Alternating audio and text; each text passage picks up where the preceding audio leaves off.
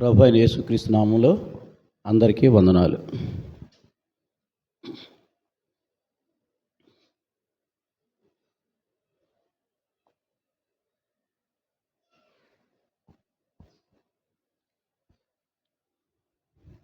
మన సంఘంలో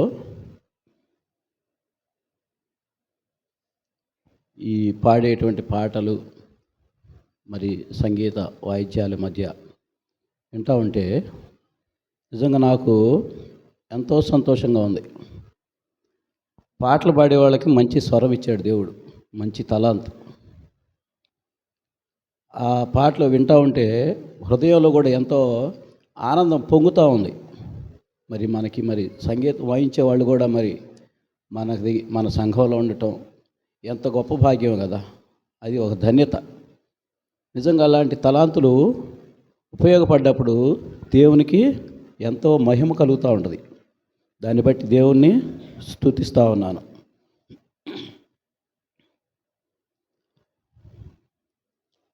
మన వాక్య భాగంలోకి వెళ్దాం. ఆదికాండం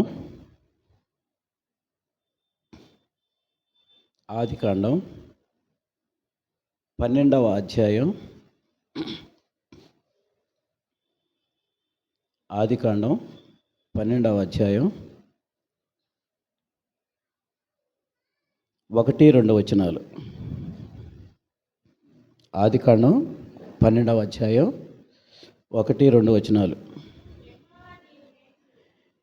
యెహోవా నీవు లేచి, మనం వాక్యం చదివేప్పుడు అర్థవంతంగా చదువుకోవాలి. యెహోవా నీవు లేచి అని కలిపి చదివామనుకో, యెహోవా నువ్వు లేగు అని అన్నట్టుగా ఉంటుంది. అలా కాకుండా యెహోవా అంటున్నాడు. ఇక్కడ ఎవరితోటి? అబ్రాహాముతో అంటున్నాడు నువ్వు లేచి అని. కాబట్టి యెహోవా నీవు లేచి నీ దేశము నుండి, నీ బంధువుల వద్ద నుండి, నీ తండ్రి ఇంటి నుండి బయలుదేరి నేను నీకు చూపించు దేశమునకు వెళ్ళుము. నిన్ను గొప్ప జనముగా చేసి నిన్ను ఆశీర్వదించి నీ నామమును గొప్ప చేయుదును.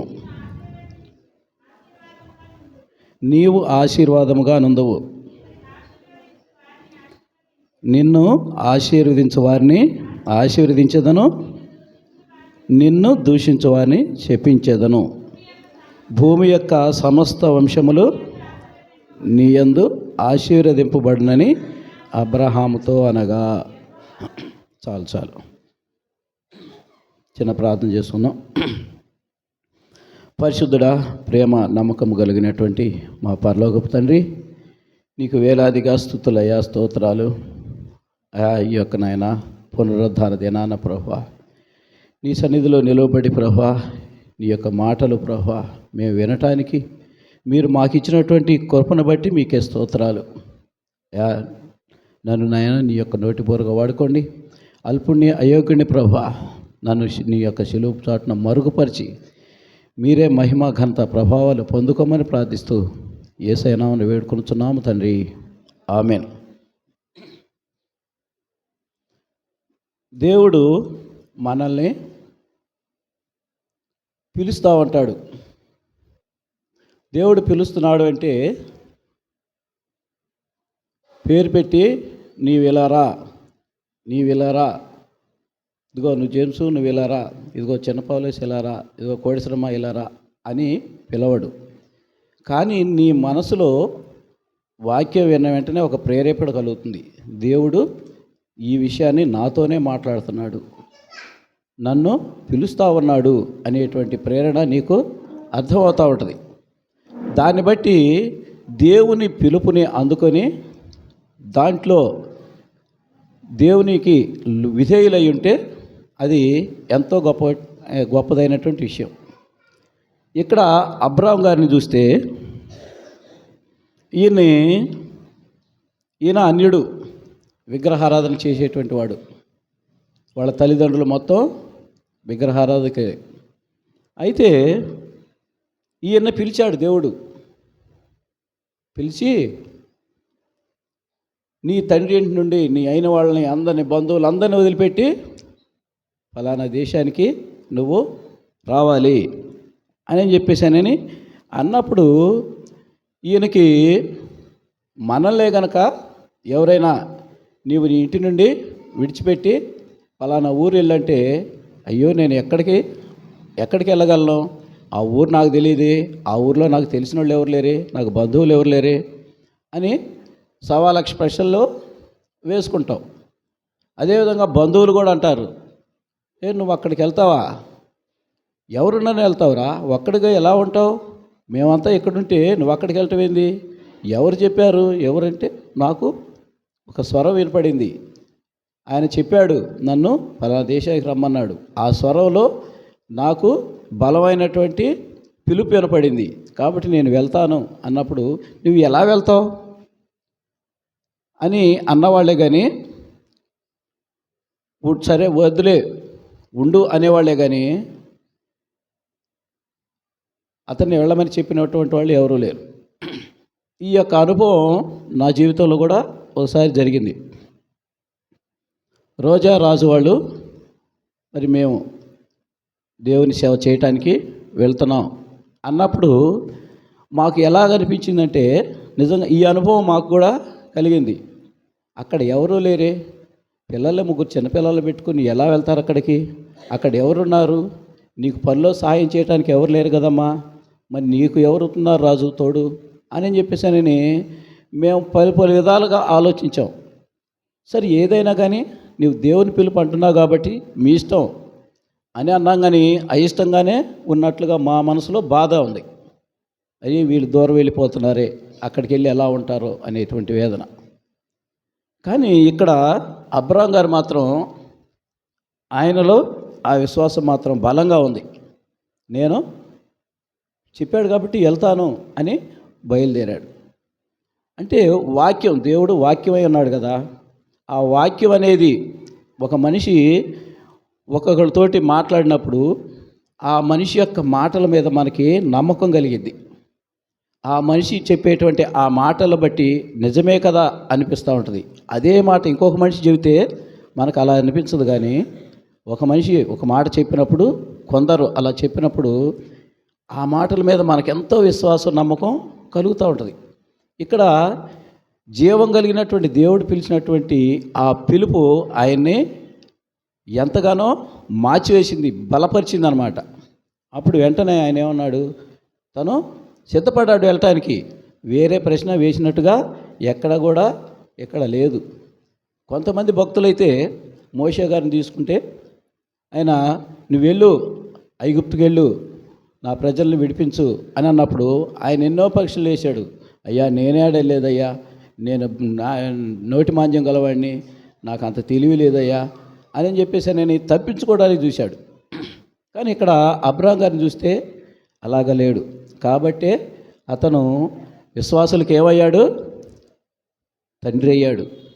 కాబట్టి మరి ఈ విధంగా ఒక్కసారే పిలిచినటువంటి దేవుని యొక్క పిలుపుకి లోబడినటువంటి అబ్రహాము మరి తర్వాత కనానుకి బయలుదేరాడు. నువ్వు కనాను వెళ్ళమన్నప్పుడు అక్కడికి బయలుదేరాడు.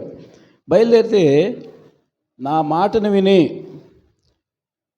బయలుదేరినటువంటి విశ్వాసం వచ్చినటువంటి అబ్రహాంకి నేను తోడై ఉండాలి అని దేవుడు ఎప్పుడు కూడా అనేక సార్లు అతనికి ప్రత్యక్షమవుతా ఉన్నాడు. మనం కూడా మన జీవితాల్లో దేవుని యందు విశ్వాసం వచ్చి ఆయనలో నిజమైనటువంటి విశ్వాసంలో మనం ఉంటే మాత్రం తప్పకుండా దేవుడు మనల్ని విడిచిపెట్టడు. నీ హృదయాన్ని నాకు ఇవ్వండి అని చెబుతా ఉన్నాడు దేవుడు. నా సహవాసాన్ని మీరు పొందుకోండి అని చెబుతా ఉన్నాడు. నేను ద్రాక్షవల్లి అని చెబుతా ఉన్నాడు కదా. కాబట్టి తీగలు మీరు నన్ను అంటి పెట్టుకొని ఉండండి అని చెబుతా ఉన్నాడు కదా. మరి అటువంటి దేవుణ్ణి ఈయన విశ్వసించి బయలుదేరి వెళ్ళినట్లుగా మనం చూస్తూ ఉన్నాం. తర్వాత ఇంకా మరి 7వ వచనం చూడండి, 12వ అధ్యాయం 7వ వచనంలో యెహోవా అబ్రహాము అని ఉందా, అబ్రామునకు ప్రత్యక్షమయ్యి నీ సంతానమునకు ఈ దేశం ఇచ్చేదనని చెప్పగా అతడు తనకు ప్రత్యక్షమైన యెహోవాకు ఒక బలిపీఠమును కట్టాను. చాలు చాలు. ఒక స్థిరమైనటువంటి పునాదిని అక్కడ వేసుకున్నాడు. ఎవరు? అబ్రాము. దేవుడు ఈయన ఎంతైనా నమ్మదగినటువంటి వాడు కాబట్టి ఈయనను నేను స్తుతించాలి, ఈయన్ని ఆరాధించాలి అని ఆయన మాట మీద ఎంతగా నమ్మకం ఉంచాడంటే అక్కడ బలిపీఠాన్ని కట్టాడు. అంటే తన హృదయంలో ఒక స్థిరత్వాన్ని ఏర్పరచుకున్నాడు. మనము ఎవరికైనా కానీ ఒక బలమైన బహుమతి ఇవ్వాలన్నా, ఒక బహుమతి లేకపోతే ఒక ఏదైనా కానీ ఒక కట్టడం గట్టి మనకి ఈ లోకంలో చూస్తూ ఉంటాం. చార్మినారు, తాజ్మహల్ అట్టగా వాళ్ళ ప్రేమకు కట్టారని చెప్పని. అలాగనే ఇక్కడ తను ప్రేమించినటువంటి, తను విశ్వాసం ఇచ్చినటువంటి ఆయనకు బలిపీఠం కట్టినట్టుగా మనం చూస్తున్నాం.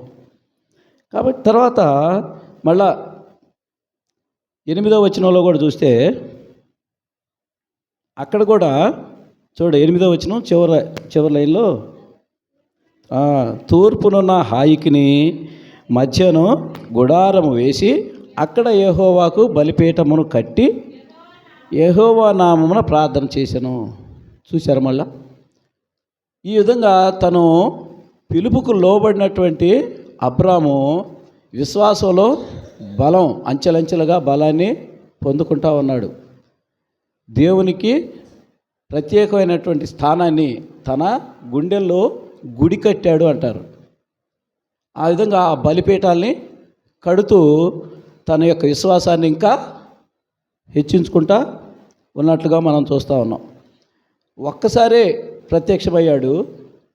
ప్రత్యక్షమయ్యి విన్నటువంటి చెప్పిన మాటకు లోబడినటువంటి అబ్రాముని దేవుడు ఎప్పుడు కూడా విడిచిపెట్టల. అలాగనే అబ్రాము కూడా దేవుణ్ణి ఎంతగానో నమ్మకాన్ని ఉంచి తన నమ్మకాన్ని బలపరుచుకుంటా ఉన్నాడు. అది సొలొమోను మహారాజుకైతే ఆయనకు 2 సార్లే ప్రత్యక్షమయ్యాడు. ఒకసారేమో నీకేం కావాలో కోరుకోమన్నాడు, తర్వాత ఏమో నీ మీద తప్పిపోతే నీకు శాపాలు వస్తాయని చెప్పిన సందర్భాలు ఉన్నాయి. ఇక తర్వాత ప్రత్యక్షమైనట్లుగా మనం చూడం. అయితే ఇక్కడ అబ్రామునైతే మాటి మాటికి అలాగా ప్రత్యక్షమవుతూ ఉన్నాడు. దీన్ని బట్టి మనం ఏం గ్రహించాలంటే విశ్వాసంలో మనం బలపడుతూ ఉన్నప్పుడు, దేవుని యందు విశ్వాసం ఉంచినప్పుడు ఆయన మనల్ని విడిచిపెట్టడు. సొలొమోన్ని ఎంత గొప్పగా మెచ్చుకున్నాడండి. సొలొమోను నీకేం కావాలో కోరుకో అన్నప్పుడు ప్రారంభ దినాల్లో ఉన్నటువంటి మన క్రైస్తవ విశ్వాసం ఏ విధంగా ఉంటుందంటే, క్రైస్తవంలోకి వచ్చిన వెంటనే మనకు మిగతా వాళ్ళంతా పనికిమాలినోళ్ళు, నేనొక్కడినే నీతిమంతుణ్ణి, నేను ఇవన్నీ మానుకున్నాను అని ఎంతో గొప్పగా కాళ్ళు ఎగరేసి మరీ చెబుతాం. ఎంత గొప్పగానే చెప్పుకుంటాం. కొంతకాలానికి ఆ విశ్వాసం అనేది సన్నగిలిపోయి మళ్ళా లోకంలో పడిపోతాం. అదే ఆ విశ్వాసం అంటే కాదు కదా. కాబట్టి విశ్వాసం అంటే ఎలా ఉండాలో అబ్రాహామును గురించి తెలుసుకొని నేర్చుకోవాలి. మరి సొలొమోను అయితే ప్రత్యక్షమైనప్పుడు నీకేం కావాలి కోరుకో సొలొమోను అన్నప్పుడు, అయ్యా నీ ప్రజల్ని, ఇంత జనం ఉన్నారు కదా, వీళ్ళందరినీ పరిపాలించడానికి నాకు మంచి జ్ఞానాన్ని ఇవ్వండి ప్రభు అని అడిగాడు. అప్పుడు దేవుడు ఎంతగా మెచ్చుకున్నాడంటే, వెరీ గుడ్, నువ్వు మంచి కోరిక కోరావు, నీకు ధన సంపదలు కావాలని, సౌకర్యాలు కావాలని, ఇంకా ఈలోక సుఖభోగాలు అనుభవించాలని, గొప్ప రాజుగా చేయాలని అని నన్ను అడగలేదు. నువ్వేం అడిగావు? నా ప్రజల్ని సరిగా పరిపాలించడానికి, నీతివంతంగా పరిపాలించడానికి మంచి జ్ఞానాన్ని ఇవ్వమని అడిగావు. నీది మంచి మనసు కాబట్టి నీకు అన్నీ ఇస్తున్నాను, ఈ లోకంలో నీ వంటి జ్ఞాని మరొకడు ఉండడు అని చెప్పటం జరిగింది. మరి తర్వాత ఆ జ్ఞానాన్ని సరిగా ఉపయోగించినప్పుడు దేవుని యొక్క ఉగ్రతను కూడా చవిచూడటం జరిగింది. మరి అబ్రాహాము అయితే అలా కాదు కదా. అంటే మనలో ఉన్నటువంటి విశ్వాసుల్లో కూడా ఈ విధంగా రకాలు ఉన్నారు, 2 విధాల వాళ్ళు ఉన్నారు. ప్రారంభంలో వచ్చి తర్వాత సన్నగిల్లి ఉండే కొంది విశ్వాసంలో సన్నగిల్లినటువంటి వాళ్ళు ఉన్నారు. ప్రారంభం నుంచి చివరి వరకు విశ్వాసంతో నమ్మినటువంటి దేవుణ్ణి అనుసరించేటువంటి వాళ్ళు ఉన్నారు. ఎంతమందిని మనం చూస్తూ ఉన్నాం దేవుని సన్నిధికి సమయానికి వస్తూ దేవుని సన్నిధి ఏ సమయంలోనే కానీ విడిచిపెట్టకుండా ఉండేటువంటి వాళ్ళు. కాబట్టి వాళ్ళని బట్టి మనం వీరిని ఆ విశ్వాసాన్ని మనం అంచనా వేయవచ్చు. తర్వాత చూడండి 10వ వచనంలో, అదే అధ్యాయం 10వ వచనంలో, 12వ అధ్యాయం 10వ వచనంలో, అప్పుడు ఆ దేశంలో కరువు వచ్చెను. ఆ దేశంలో కరువు భారంగా ఉన్నందున అబ్రాము ఐగుప్తు దేశంలో నివసించుటకు అక్కడికి వెళ్ళాను. ఇక్కడ చూడండి, విశ్వాసంలో ఎంత బలంగా ఉన్నా కానీ కొన్ని బలహీనతలు కలుగుతూ ఉంటాయి.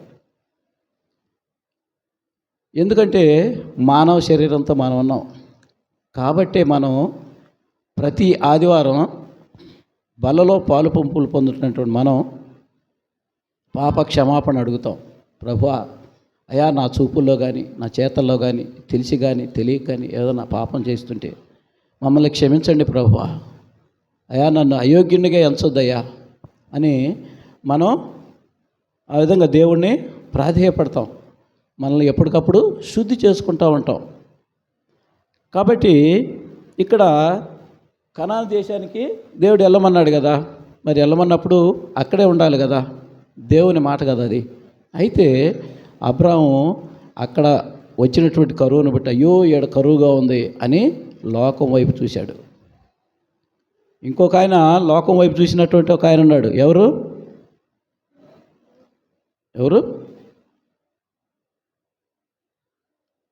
కొత్త నిబంధనలో దేవుని మాట నమ్మి అయ్యా నువ్వే అయితే నన్ను కూడా నడిపించు అన్నాడు. ఎవరు? పేతురు. నీళ్ల మీద నడిచి వస్తుంటే ఆశ్చర్యం వేసింది. నీళ్ల మీద నడవటమా, ఇది సాధ్యమేనా అని చెప్పని, నిజంగా ప్రభువా మరి నువ్వైతే నన్ను కూడా నడిపించు అన్నాడు. విశ్వాసం నుంచి నడిచి రమ్మన్నాడు. మరి నడిచి వస్తా ఉన్నాడు. వెనక గాలి విపరీతంగా వేస్తూ ఉంటే అమ్మో గాలి వస్తుంది మునిగిపోతాను అని అటు చూశాడు లోకం వైపు, మరలా మునిగిపోయాడు. అలాగనే విశ్వాసంలో అప్పటి వరకు పేతురు ఎన్నో అద్భుత కార్యాలు చూశాడు యేసుక్రీస్తు వారు చేసినవి. అయినా కానీ అక్కడ బలహీనత వచ్చింది. మానవ శరీరంలో ఉన్నటువంటి మనకు బలహీనతలు వస్తూ ఉంటాయి. బలహీనత వచ్చింది కదా అని పడిపోయి అక్కడే ఉండటం అది దేవుని చిత్తం కాదు.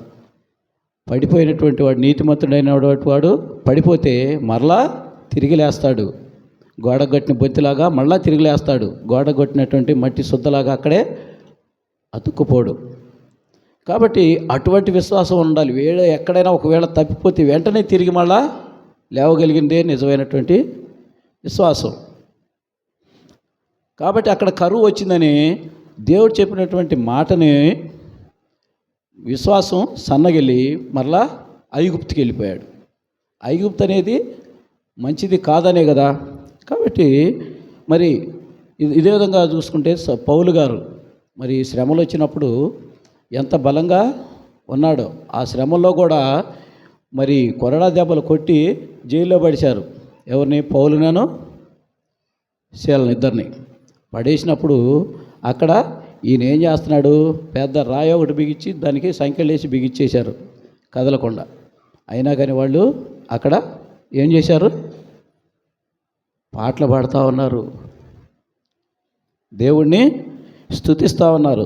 చూస్తారు ఒకసారి అపోస్తల కార్యాలు 20వ అధ్యాయం 23వ వచనం. అపోస్తల కార్యాలు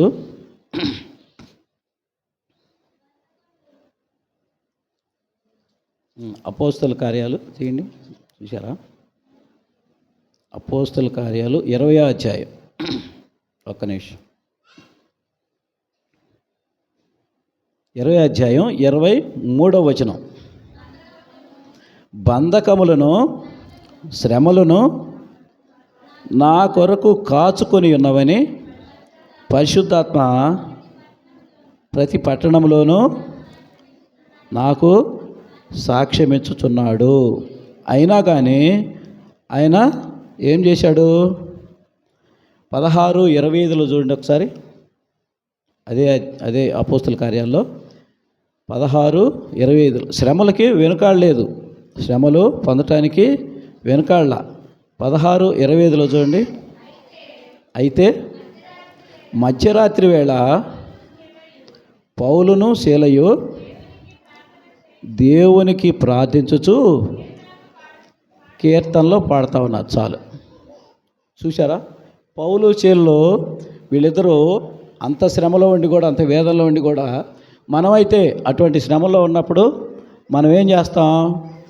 మమ్మల్ని ఎవరు వచ్చి జామీన్ చేసి విడిపిస్తారు, మమ్మల్ని ఎవరు బయటికి తీసుకొస్తారు, తొందరగా బయటికి తీసుకొస్తే బాగుండు, ఇక్కడ ఉండలేకపోతున్నాను అని వేదన పడుతూ ఉంటాం. అక్కడైతే వాళ్ళు భారం మొత్తం దేవుని మీదనే వేశారు. ఆయన పని మేము చేస్తున్నాం, మేము నీతిగా ఉన్నాం, ఆయనే విడిపిస్తాడు అని ఆయన్నే స్తుతిస్తూ ఉన్నారు. అలా స్తుతిస్తూ ఉన్నప్పుడు ఇంకప్పుడు ఏం జరిగింది? వాళ్ళు ఆ స్థుతిలోనే దేవుణ్ణి ప్రార్థిస్తున్నారు, కీర్తనలో పడుతూ ఉన్నారు. అయితే అక్కడ ఒక సాక్ష్యం ఏమి కనపడుతుంది? దాని తర్వాత చిన్న మాట చూడండి. ఖైదీలు వినుచుండిరి. వీరి యొక్క జీవితాన్ని, అంటే మన విశ్వాస జీవితాన్ని అనేక మంది పరిశీలించి చూస్తూ ఉంటారు. వాళ్ళు శ్రమల్లో కూడా దేవుణ్ణి స్తుతిస్తూ ఉన్నప్పుడు వాళ్ళు ఖైదీలు ఆశ్చర్యపోతున్నారు. నిజంగా ఇంత గొప్ప దేవుడా వీళ్ళ దేవుడు, ఎంత శ్రమ వచ్చినా కానీ వీళ్ళేంటి పాటలు పాడుతున్నారు, సంతోషంగా ఆనందగానాలు చేస్తున్నారు అని చెప్పేసి అనుకున్నారు. సిలువలో ఉన్నటువంటి దొంగ కూడా ఈయనేంది, ఈయన్ని ఈ విధంగా సిలువేసి హింసిస్తూ ఉంటే వీళ్ళు ఏం చేస్తున్నారో తెలియదు అంటాడు, వీళ్ళని క్షమించమంటున్నాడు అని చెప్పేసి ఆయనను చూసినటువంటి ఆ సిలువలో దొంగ కూడా పశ్చాత్తాపడ్డాడు, మారిపోయాడు. అలాగనే మన జీవితాలు అలాగ ఉండాలి, మన విశ్వాస జీవితం అలా ఉండాలి. మనల్ని చూస్తే అవిశ్వాసులైనటువంటి వాళ్ళు కూడా, అన్యులైనటువంటి వాళ్ళు కూడా విశ్వాసంలోకి వచ్చి మన దేవుణ్ణి అంగీకరించాలి. మనమే ఒక కరపత్రికలాగా ఉండాలి, అంతేగాని మన కరపత్రికలు పంచి మీరు రక్షణ పొందండి, యేసుక్రీస్తు గొప్పవాడు అని చెప్పటం కాదు. మనము ఒక కరపత్రికలాగా ఉండాలి. మనల్ని చూస్తే వాళ్ళు మనల్ని చూసి చదువుకోవాలి, మన జీవితాన్ని చదువుకోవాలి. ఇతని జీవితం ఏ విధంగా ఉంది, ఇతని ప్రవర్తన ఏ విధంగా ఉంది, ఇతను ఆరాధించేటువంటి దేవుడు ఎంత గొప్ప దేవుడు, మనం ఎందుకు ఆరాధించకూడదు, మనకు కూడా ఆ యొక్క సంతోషాన్ని ఎందుకు పొందుకోకూడదు అనే విధంగా ఉండాలి. మరి అక్కడ వాళ్ళు పడ్డటువంటి శ్రమను బట్టి, వాళ్ళు పాడిన పాటలను బట్టి, అక్కడ వాళ్ళు చూపించినటువంటి ప్రభు యొక్క ప్రేమను బట్టి, ప్రభు మీద ఉన్నటువంటి విశ్వాసాన్ని బట్టి అక్కడ ఖైదీలు కూడా విన్నారు కదా, వాళ్ళు మారే ఉంటారు తప్పకుండా. అంటే రాయబడలేదు కాబట్టి మారి ఉంటారు. తర్వాత మారినట్టుగా కనిపిస్తున్నటువంటి సాక్ష్యం ఏంటిది? జైలు అధికారి అతను చూడండి, 31వ వాక్యం చూడండి, 31. అందుకు వారు 30 కూడా చదువు. వారిని వెలుపలకు తీసుకొచ్చి, అయ్యలారా, రక్షణ పొందటానికి నేనేం చేయాలి? అందుకు వారు, ప్రభు అయిన యేసునందు విశ్వాసముంచుము, అప్పుడు నీవును నీ ఇంటి వారును రక్షణ పొందుదురు. చూసారా? అక్కడ జైలు అధికారికి వీళ్ళు ఏమైనా వాక్యం చెప్పారా? నువ్వు ఇలాగ చేయకపోతే, యేసుక్రీస్తుని నమ్ముకోకపోతే నీవు నరకానికి పోతావని చెప్పారా? యేసుక్రీస్తు గొప్ప దేవుడు, ఈ విధంగా త్యాగం చేశాడు అని చెప్పారా? చెప్పలా. కానీ వాళ్ళు యేసుక్రీస్తు వారిని తమ జీవితంలో ఏ విధంగా అనుభవిస్తూ ప్రకటిస్తూ ఉన్నారో, చూస్తూ ఉన్నారో, ఆయన జీవితాన్ని వాళ్ళు ప్రకటిస్తున్నటువంటి విధానాన్ని బట్టి, ఆయన అనుసరిస్తున్నటువంటి వాళ్ళ యొక్క క్రియలను బట్టి వాళ్ళు అక్కడ మార్పు చెందారు. మనకి విశ్వాసం ఉంది, క్రియలు లేకపోతే వ్యర్థమే కదా. కాబట్టి విశ్వాసం ఉండాలి, క్రియలు ఉండాలి, రెండూ ఉండాలి. కాబట్టి మరి దేవుడు ఆ విధంగా వారిని రక్షణ పొందులాగానే ఒక కుటుంబాన్ని రక్షించాడు. అందుకోసమేనేమో వాళ్ళు చెరసాలకి వెళ్ళవలసి వచ్చింది. చెరసాలకు వెళ్ళకపోతే అక్కడ జైలు అధికారి వీళ్ళ యొక్క సాక్ష్యాన్ని చూసేవాడు కాదు కదా, ఆ కుటుంబానికి రక్షణ వచ్చేది కాదు కదా. అలాగనే మన విశ్వాస జీవితంలో కూడా కొన్ని శ్రమలు వస్తూ ఉంటాయి, ఇరుగు పొరుగు వారితో కానీ వేరే ఎవరైనా. ఆ శ్రమలు వచ్చినప్పుడు వాళ్ళ పట్ల మనం ప్రవర్తించేటువంటి విధానాన్ని బట్టి మనం క్రీస్తుని ప్రకటించినటువంటి వాళ్ళం అవుతాం. దాన్ని బట్టి మనం మరి క్రీస్తుని దగ్గరికి ఇతరులను అనేక మందిని రాబట్టగలుగుతాం. మరి ఈ విధంగా చూసుకుంటే చూడండి, అబ్రహాముని అడుగడుగున దేవుడు వెంటాడుతూనే ఉన్నాడు. ఎందుకు వెంటాడుతున్నాడు? ఆయన పిలిచినటువంటి పిలుపుకి లోబడ్డాడు అబ్రాహం. లోబడినటువంటి ఆ యొక్క అబ్రాహాముని దేవుడు విడిచిపెట్టలా. అతన్ని మనం ఉదాహరణ చూసుకోండి, ఒక రాయి ఉంది, ఒక మట్టిగడ్డ ఉంది, దాని మీద వర్షం పడింది అనుకో, రెండింటి మీద ఏది కరిగిపోద్ది? మట్టిగడ్డ కరిగిపోద్ది. కాబట్టి దేవుడి యొక్క కృప అందరి మీద కుమ్మరిస్తూ ఉన్నాడు. అయినా కానీ మన హృదయాలు కఠినం చేసుకుంటే మనం కరిగిపోలేం. అబ్రాహాము అయితే తను దేవుని యొక్క కృప అతని మీద కుమ్మరించగానే అతని యొక్క వాక్యం విన్న వెంటనే అతనిలో మార్పు కలిగింది. పౌలు గారు వాక్యం చెప్పినప్పుడు అక్కడ ఒక స్త్రీ ఉంది, ఏం పేరు? ఆమె పేరు లూదియా. ఆమె యొక్క హృదయాన్ని దేవుడు తెరిచాడు. అంటే ఆమె ఆ వాక్యం వినటానికి ఇష్టపడింది కాబట్టి ఆమె హృదయం తెరవబడింది, ఆమె రక్షణ పొందుకుంది. ఆ విధంగా మనం మన హృదయాల్ని ఎప్పుడైతే వాక్యం విన్నప్పుడు దేవుని యందు మన విశ్వాసం ఉంచి ముందుకు వెళ్తామో దేవుడు తప్పకుండా మనల్ని తన సన్నిధిలో బలపరుస్తూ ఉంటాడు. చూడండి, అలాగా బలపరిచిన కొన్ని 17వ అధ్యాయం 1వ వచనం చూడండి. ఆదికాండంలోకి రండి.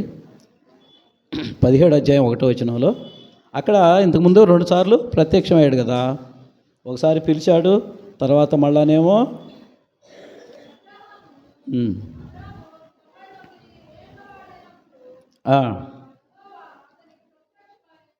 ఇక్కడ కూడా చూడండి, అతనికి చాలు అతనికి ప్రత్యక్షమయ్యాడు. మళ్ళా దేవుడు దర్శించాడు, విడిచిపెట్టలా దేవుడు. నీవు ఎప్పుడైతే దేవుని మాట వింటావో అప్పుడు దేవుడు నిన్ను విడిచిపెట్టేటువంటి దేవుడు కాదు, ఆయన నిన్ను అనుసరిస్తూ ఉంటాడు. నువ్వు ఎటు వెళ్తున్నావా, నా బిడ్డ ఎటు. మన చిన్నపిల్లలు ఉన్నారనుకోండి, చిన్నపిల్లల్ని మనం ఎలా పడితే అలాగా విడిచిపెట్టాం. ఒకవేళ వాళ్ళు తిరుగుతుంటే చూస్తూ ఉంటాం, వాడు ఏమైనా ఆపదలు వెళ్తే వెళ్ళబోయి రే అటువైపు వెళ్ళకూడదు, అటు పొయ్యి ఉంది, నిప్పు ఉంది, లేకపోతే అటువైపు గొయ్యి ఉంది, అటు ముళ్ళు ఉన్నాయి అని మనం వాళ్ళని వెన్నంటి కాపాడుతూ ఉంటాం తల్లిదండ్రులైనటువంటి మనం. మళ్ళీ తల్లిదండ్రులకు మించినటువంటి వాడు కదా మన దేవుడు, మనం పడిపోకుండా చూసేటువంటి దేవుడు కదా. అక్కడ మళ్ళీ ప్రత్యక్షం. మళ్ళీ 18వ అధ్యాయం 1వ వచనం కూడా చూడండి.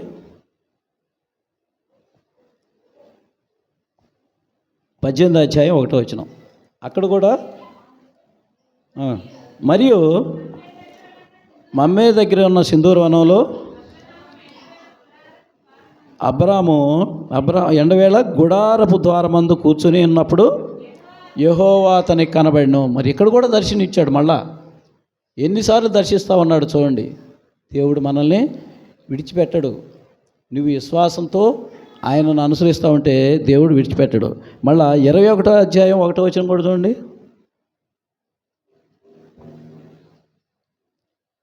అక్కడ శారాని కూడా దర్శించినట్టుగా చూస్తూ ఉన్నాం. తన మాట ఇచ్చాడు అంతకుముందు.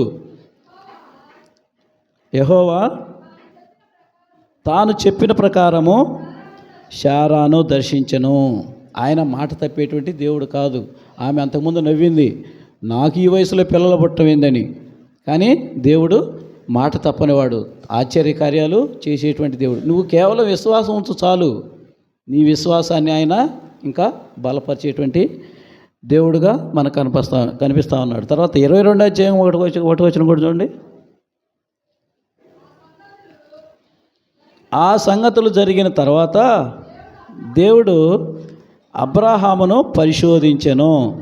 ఎట్లనగా ఆయన అబ్రహామా అని పిలువగా అతడు చిత్తం ప్రభు ఆయన. అక్కడ కూడా మళ్ళా దేవుడు మాటి మాటికి మాట్లాడుతున్నాడు. ఎవరు మాట్లాడతారండి అక్కడ మాటి మాటికి? మీరున్నారనుకోండి, లేకపోతే మనం ఉన్నాం. మనం ఎవరితోటి ఎక్కువగా మాట్లాడాలి అని అనుకుంటా ఉంటాం? ఎవరితోటి మాట్లాడాలనుకుంటాం? మనకి బాగా ఇష్టమైన వాళ్ళతోటి మాట్లాడాలనుకుంటాం, అంతేనా? ఇష్టం లేని వాళ్ళతోటి మాట్లాడాలనుకుంటామా? అనుకోం. మరి దేవుడు అబ్రహాముని అంతగా ప్రేమించాడు కాబట్టి అబ్రహాముని మాటికి కదిలిస్తూ ఉన్నాడు, అనుసరిస్తూ ఉన్నాడు, మాట్లాడుతూ ఉన్నాడు. దాని ద్వారా ఆయన ఇంకా బలపరుస్తూ ఉన్నాడు. అందుకని అబ్రహాముని ఎంతగా హెచ్చించాడు దేవుడు? సొదొమ గొమొర్రా పట్టణాలని నాశనం చేయటానికి వచ్చినప్పుడు 18:7 చూడండి, 18:17.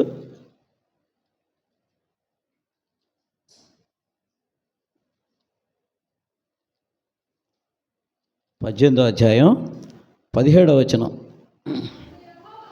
అప్పుడు యెహోవా, నేను చేయబో కార్యము అబ్రహాముకు దాచెదనా. చూడండి, దేవుడు ఆయన నేను ఈ పని చేయకపోతున్నాను, మరి ఇది చేయమంటావా వద్దా అని అడగాల్సిన అవసరం ఏందండి? లేకపోతే దేవుడు చేసే పని ఇంకొకరు చెప్పాల్సిన అవసరం ఏంది? మనమైతే స్నేహితులతోటి సలహాలు అడుగుతాం.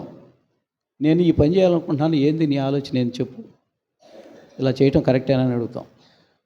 కానీ మరి ఇక్కడ దేవుడు కూడా చూడు అలాగనే అబ్రహాంని అడుగుతున్నాడు. అబ్రహాం, నేను ఇది సొదొమ గొమొర్రాలని నాశనం చేయటానికి, నేను దాన్ని పాడు చేయటానికి వెళ్తున్నాను, అక్కడ పాపం ఎక్కువైంది అని వెళ్తున్నటువంటి మాటని అబ్రహాంకి దాచకుండా చెప్పాడు. స్నేహితుడికి నిజంగా చెబుతాడు కదా.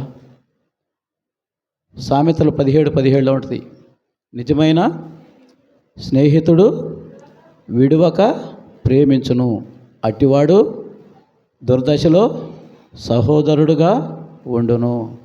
నిజమైన స్నేహితుడు ఆ విధంగా ప్రేమిస్తాడు. యేసుక్రీస్తు వారు మనకి దేవుణ్ణి అని చెప్పట్లా, నేను సర్వశక్తిమంతుణ్ణి, నాకు అంతా శక్తి ఉంది, ఇదిగో స్నేహితుడా. మన దేవుణ్ణి తండ్రి అని పిలిచేటువంటి భాగ్యాన్ని మనకి ఇచ్చాడండి. ఏ దేవుడు ఇస్తాడండి? దేవుడిని మనం ఎవరైనా తండ్రి అని పిలవమని చెప్పాడా? మన దేవుడు మాత్రమే తండ్రి అని పిలిచాడు. స్నేహితుడు అన్నాడు, మీ స్నేహితుడు అన్నాడు, మీరు నా స్నేహితులు అన్నారు. నిజంగా అంత గొప్ప దేవుడిని ఎంతగా మనం ఆరాధించి స్తుతించాలి. చూడండి, మరి అన్ని విషయాల్లో కూడా దేవుడు 24వ అధ్యాయం 1వ వచనం చూడండి, చివరిగా 24వ అధ్యాయం 1వ వచనం. అబ్రహాము బహుకాలము గడిచిన వృద్ధుడై ఉండెను, అన్ని విషయాల్లోనూ యెహోవా అబ్రహామును ఆశీర్వదించాను. చూసారా? అబ్రహాముని అన్ని విషయాల్లో ఆశీర్వదిస్తా ఉన్నాడు, ఏ విషయంలో వదిలిపెట్టలా. ఎప్పుడండి ఆశీర్వదించేది? నీవు నీ పాటికి నువ్వు తిరుగుతా, దేవుని సన్నిధికి రాకుండా, దేవుని అంటే ఇష్టం లేకుండా నీ పనులు చేసి, నీకు ఎప్పుడో గుర్తున్నప్పుడు ప్రార్థన చేసి చేస్తావంటే దేవుడు నీకు అన్ని కార్యాలను సఫలం చేస్తాడా? నిన్ను ఆశీర్వదిస్తాడా? దేవునికి నువ్వు లోబడు, దేవుని మాటలు నువ్వు గైకొను, అప్పుడు ఆయన పేరు నువ్వేమడిగినా చేస్తాడు. 23వ అధ్యాయం 6వ వచనంలో కూడా చూస్తే, నీవు మా మధ్యను మహారాజువై ఉన్నావు. మనల్ని ఎలా చేశాడు చూడండి, అబ్రహాముని ఎలా చేశాడు? నువ్వు రాజువై ఉన్నాడు. రాజులు అక్కడ ఉన్నటువంటి రాజులే అన్నారు, ఈయన రాజు కాదు, పరదేశిగా ఉన్నాడు, అయినా కానీ నువ్వు మా మధ్య రాజువయ్యా. మీ యొక్క జీవితం అలా ఉందయ్యా, నువ్వు జీవించేటువంటి జీవితం ఆ విధంగా ఉంది. నువ్వు నిజంగా ఎంత గొప్పవాడివో నీ జీవితాన్ని చూస్తే మాకు తెలుస్తూ ఉంది అని అంటా ఉన్నాడు. దేవుడు అన్ని విధాలు ఆశీర్వదించాడు. మరి చూసినటువంటి వాళ్ళు కూడా నువ్వు మహారాజువి అని చెప్పేసి అని అన్నారు. మరి దేవుడైతే, మరి యెహోవా దేవుడితో ఏమన్నాడు? నా స్నేహితుడు. అబ్రహాము ఎవరంట? యెహోవా దేవునికి స్నేహితుడంట. కొంతమందిని ఆ విధంగా పిలుచుకున్నాడు, నా హృదయానుసారుడు అన్నాడు. ఎవరినన్నాడు? దావీదుని అన్నాడు. దావీదు నా హృదయానుసారుడు అన్నాడు, నా ప్రియుడు అన్నాడు. ఎవరిని? దానియేలు అన్నాడు. నిజంగా మరి ఎంత గొప్ప విషయాలు అవన్నీ. మరి ఆ విధంగా దేవుని చేత మనం కూడా అలా అనిపించుకోవాలంటే మనం దేవునికి ఏ విధంగా లోబడాలి? ఆ విధంగా బలిపీఠాలు కట్టినటువంటి అబ్రాహాము మరి ఎన్ని చోట్ల బలిపీఠాలు కట్టాడు అంటే తన హృదయంలో ఏ విధంగా దేవుణ్ణి స్థిరపరచుకున్నాడు. అలా స్థిరపరచుకున్నటువంటి మనం దేవుణ్ణి స్తుతించకుండా ఉండగలుగుతామా? దేవుణ్ణి ఎంతగా స్తుతిస్తాం? ఆయన స్తుతించు, ఆయన్ని ఆరాధించు.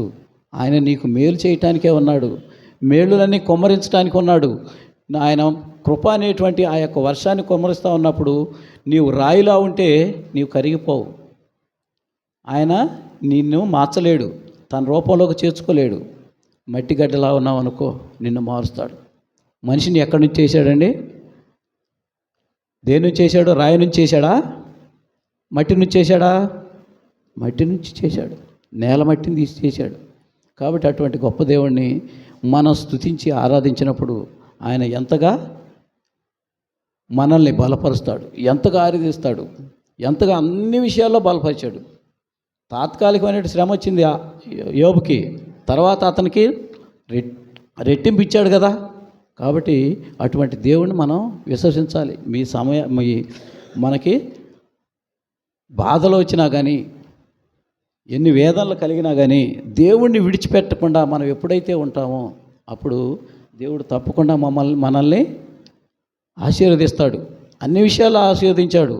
ఎందుకంటే ఏమో అవి జరుగుతాయా లేదా అంటే మరి రాసి పెట్టాడు. ఇది మామూలుగా చెప్పేటువంటి ఎవరో ఊహించి రాసినటువంటి గ్రంథం కాదు, ఇది పరిశుద్ధమైనటువంటి గ్రంథం. కాబట్టి మరి ఇంత గొప్ప దేవుణ్ణి కలిగి ఉన్నటువంటి మనం మరి నీ విశ్వాసాన్ని ఆ విధంగా బలంగా ఉంచుకుంటున్నావా? బలపడుతున్నావా? బలహీనపడుతున్నావా? ఆయన మాటలకు లోబడుతున్నావా?